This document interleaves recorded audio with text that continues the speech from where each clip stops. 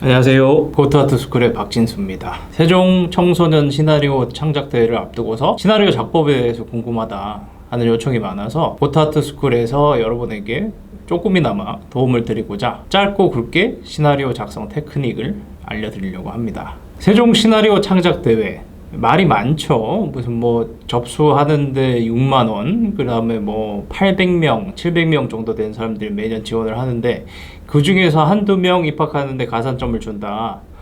이거 장사하는 거 아닌가 하는 사람들도 있고, 그 다음에 가서 합격하는 합격률이 워낙에 낮다 보니까 돈 날리는 거다. 하지 말아라 라는 얘기도 있는데 틀린 말은 아니라고 생각을 하는데요. 그렇다고 해서 올해 2021년 수시 모집에서 여러분이 뭔가 다른 사람들보다 가산점을 받고 높은 점수로 합격을 하는데 더 가까워질 수 있다 하는 기회, 그 기회를 가지는 거, 그리고 어떻게 보면은 여러분이 수시 실기 시험을 보기 전에 시험장은 이런 분위기겠구나, 글을 쓸 때는 글을 이렇게 써야겠구나, 주어진 키워드나 주어진 문제에 맞춰서 이야기를 만든다는 건 이런 체험이겠구나 하는 거를 미리 경험해 보는 것도 저는 굉장히 필요하다고 생각을 합니다. 물론 응시료가 조금 비싸다는 거, 그 대신 응시료 6만원에 세종대학교에서 출판한 시나리오 서적이 나오니까 그걸 보고 공부를 할 수 있는 기회가 될 수도 있고요. 아마 학원을 다니시는 분들, 800명이 시험을 보는데 그 중에 한 명 뽑는 거, 그런 거에 참가하지 마라, 괜히 시간 낭비다 라고 만류를 하는 경우도 있을 겁니다. 근데 저는 여러분이 대학을 선택하고 그 가산점을 받을 수 있는 기회를 뺏는 거라고 밖에 생각이 들지 않아요. 토요일이다 보니까 아무래도 학원이 보통 토요일, 일요일 수업을 하죠. 그래서 저 대회 나갑니다, 학원 수강료 면제해 주세요, 그러면은 거기서 좀 경제적인 손해가 와서 그런 게 아닐까라는 생각이 드는데, 아무튼 각설하고 시나리오 쓰는 테크닉에 대한 이야기 시작해 보겠습니다. 간단하게 시나리오란 우선 정의를 한번 해보자면은 씬을 설명하는 텍스트 자료예요. 씬, 장면이죠.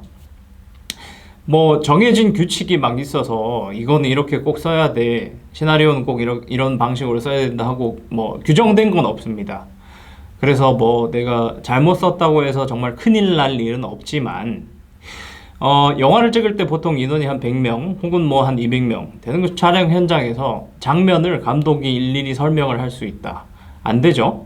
짧은 시간 안에 효율적으로 영화를 찍어야 되기 때문에 보편적으로 모두가 이해하기 쉬운 언어, 그리고 용어로 모든 스태프들이 같은 장면을 이해하고 세팅을 하기 위한 지침서라고 생각을 하시면 좋습니다.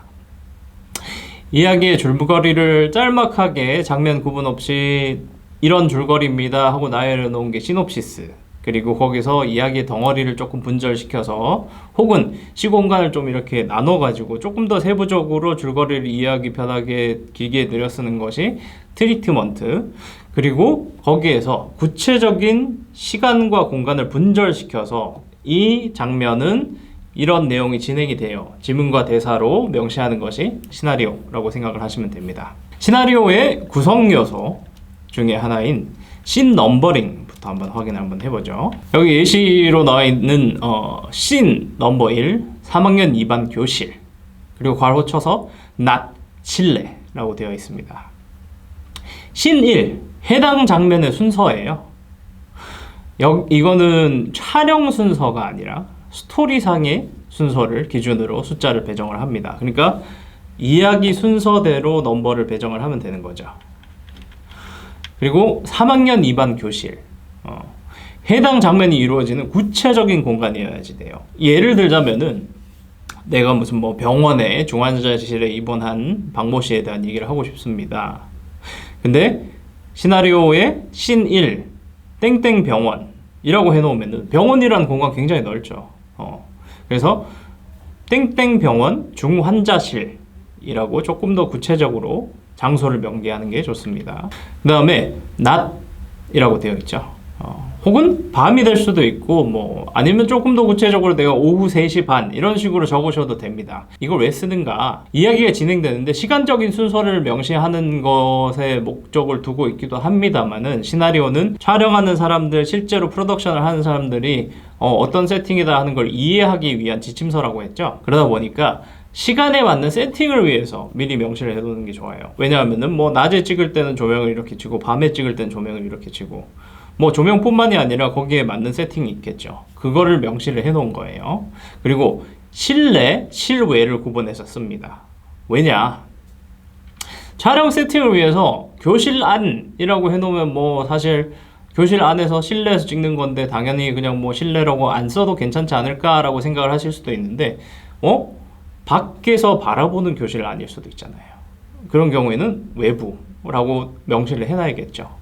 그래야지 세팅을 할 수 있고 시간적인 손해를 피할 수 있겠죠. 그리고 가장 중요한 거는 여기서 얘기하고 싶은 게 씬을 구분하는 방법입니다. 씬을 구분하는 거. 시간, 공간이 바뀌면 씬은 바뀌어야 돼요. 무슨 말이냐? 예를 들어서 씬 넘버 1, 교실에서 이야기하다가 복도에서 이야기를 하는 박진수와 뭐 영민이 있다. 이거는 한 씬으로 묶으면 안 돼요. 왜냐? 교실 안에서 촬영하는 세팅이 다르고 복도에서 촬영하는 세팅이 다르잖아요. 물론 여러분 이렇게 생각할 수도 있습니다. 이야기가 뭐 예를 들어서 진수와 영민이 대화를 하고 있는데 교실에서 얘기하다가 자연스럽게 걸어 나가서 이야기가 계속돼요. 그렇다 하더라도 씬은 구분이 돼야 돼요. 우리가 영화를 봤을 때 끊김없이 이게 이어지더라도 씬은 구분을 해줘야 됩니다. 그래서 정확하게 이거를 구분을 하자면은 씬 넘버 1, 교실에서 이야기하는 진수와 영민, 그리고 씬 넘버 2, 여기에서 보통 괄호를 쳐서 계속된다라는 표기를 하는 경우도 있어요. 괄호 치고 계속, 그리고 괄호 닫고, 그거를 추가를 한다면은 이 사람들의 대화가 쭉 이어지는구나 하는 거를 볼 수 있어요. 그러니까 씬 구분은 꼭 하시고 이야기가 쭉 이어진다라는 거를 옆에다 표시를 하면 되는 거죠. 네. 그래서 정확하게 하려면은 씬 넘버 1, 교실에서 이야기하는 진수와 영민, 씬 넘버 2, 복도에서 이야기를 계속하는 진수와 영민, 이런 식으로 표시를 하는 게 옳습니다.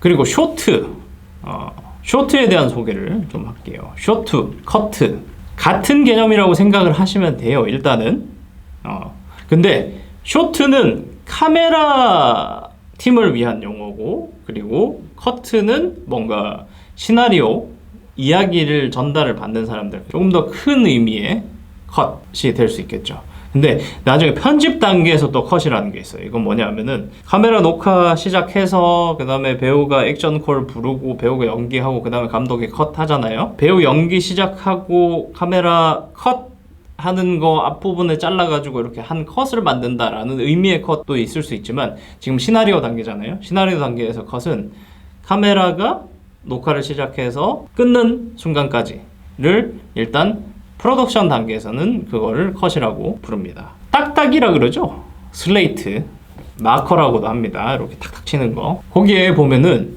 SCT라고 보통 돼 있어요. S는 씬이고, 씬 넘버죠. 아까 얘기했던 씬 넘버. 그리고 C는 컷, 그 다음에 T는 테이크입니다. 각각 이게 어떤 의미냐? C는 뭐 아시다시피 장면, 그 장면의 번호를 부여를 하는 거고요. 그 다음에 장면별로 순차적으로 찍을 때 컷 1, 컷 2, 뭐 컷 3 이런 식으로 컷 숫자를 쓰는 게 C, 여기 칸에다가 쓰는 거고요. 그 다음에 T, 테이크는 동일한 컷을 여러 번 찍을 때, 예를 들자면은 뭐 연기가 마음에 안 들 수도 있고 마이크가 쑥 들어와가지고 다시 찍어야겠다, 여러 횟수를 찍는 그 횟수를 표기하는 게 테이크입니다. 그래서 씬 넘버 1, 컷 3, 테이크 2, 테이크 셋 이런 식으로 계속 반복이 되죠. 오케이 할 때까지. 그리고 보통 한 컷을 시나리오에서 표기할 때는 문장 한 줄 이꼴 한 컷이라고 생각하시면 편해요. 그게 읽기도 편하고 서로 전달하기도 편하기 때문에 보통 그렇게 생각을 하고 시나리오를 씁니다. 예를 들자면 급식실 전경입니다. 급식실 전경을 보여준다. 급식실 전경이고 사람들이 밥을 먹고 있다.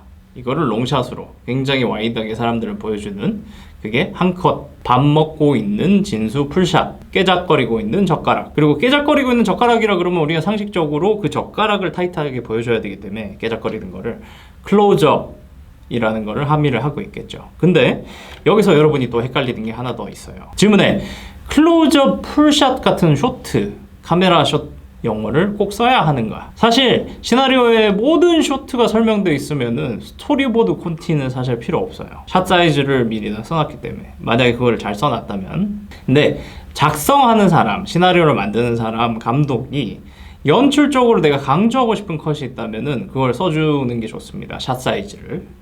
예를 들자면은 깨작거리고 있는 젓가락 요것만 써놔도 클로즈업이라는 걸 모두 다 이해를 하고 있을 거예요. 근데 혹시라도 내가 정말 이거는 클로즈업으로 찍어야 되는 중요한 장면이다 라고 하면은 깨작거리고 있는 젓가락 클로즈업이라고 시나리오에서 표기를 하는 게 더 좋겠죠. 모든 컷의 사이즈를 쓸 필요는 없습니다. 자, 그 다음 지문이 뭡니까? 배우의 액션 그리고 상황을 소개하는 그런 그 설명글이죠. 그리고 그 지문이 보통 한 컷의 한 문장이다 라고 앞서 얘기를 했죠. 시나리오에서 그리고 보통 감정에 대한 지문을 쓰는데 감정을 지시하지 말라는 얘기도 가끔 있어요.